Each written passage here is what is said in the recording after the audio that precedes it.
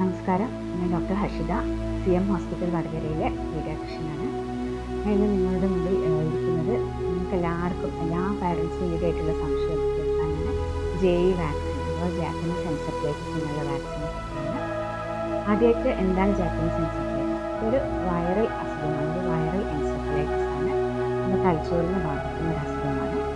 അതിൻ്റെ വാക്സിൻ ഇന്ത്യയിൽ നമ്മൾ നോർത്ത് ഇന്ത്യയിൽ പണ്ട് മുതലേ കൊടുത്തു തുടങ്ങിയിട്ടുള്ളതാണ്. കേരളത്തിൽ ആദ്യമായിട്ട് ഇൻട്രൊഡ്യൂസ് ചെയ്തത് 2009 ട്രിവാൻഡ്രത്തും ആലപ്പുഴയിലും. അങ്ങനെ ഘട്ടഘട്ടമായി ഓരോ സ്ഥലത്തും ഇൻട്രൊഡ്യൂസ് ചെയ്യുന്ന കാരണം ഇത് എൻഡമിക് ഏരിയാസിൽ അഥവാ ഈ അസുഖം റിപ്പോർട്ട് ചെയ്യപ്പെടുന്ന ഏരിയാസിൽ മാത്രമാണ് കൊടുക്കുന്നത്.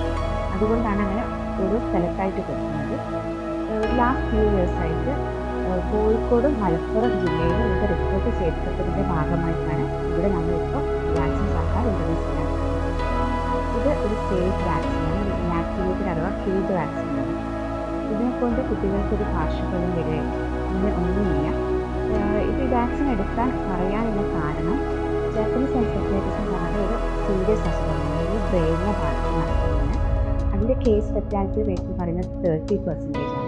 അതായത് 100 പേർക്ക് അസുഖം വന്നാൽ 30 പേര് മരണപ്പെടാൻ സാധ്യതയുള്ള ഒരു അസുഖമാണ്.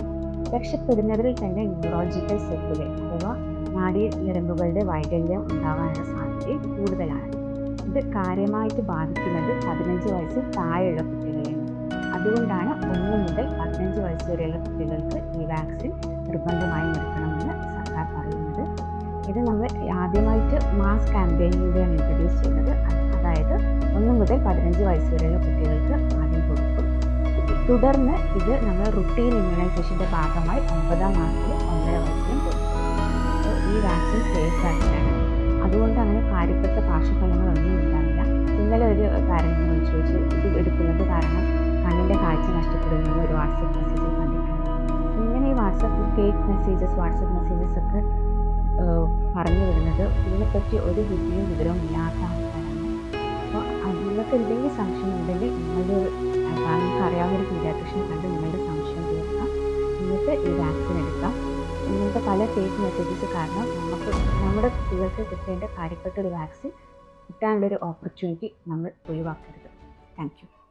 CM Hospital. Always we care.